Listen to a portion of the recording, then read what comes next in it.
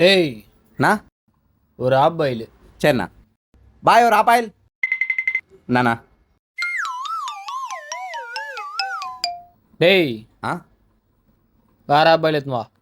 இதுக்குண்ணாண்ணா? இதில் கரு ஓரமாக இருக்குது, கரு சென்டராக போட்டு எடுத்துன்னு வா. ஓ எல்லா பாயிலும் முழுசா உள்ள தானே போகுது. தம்பி கொஞ்சம் சுற்றி பாரு.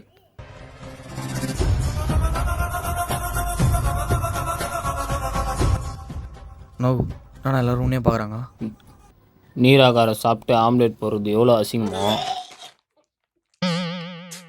அதோட அசிங்கம் ஆப் பாயில் முழுசாக சாப்பிட தெரியாமல் இருக்குது.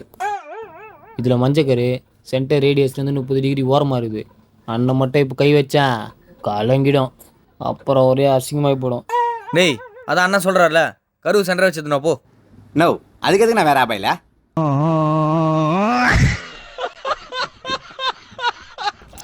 இப்போ ஓகே வேணா? டேய் அண்ணனோட ஆப்பாயில கேட்குறியா?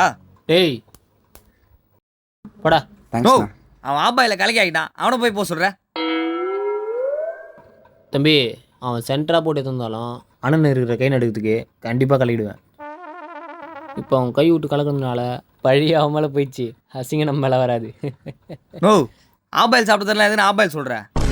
டேய் யார்கிட்ட ஆபாய் சாப்பிட தெரியாது? மோனை 2 கரு இருந்தாலும் அதை கலையாமல் உள்ள தள்ளுறோம் நான். என்கிட்ட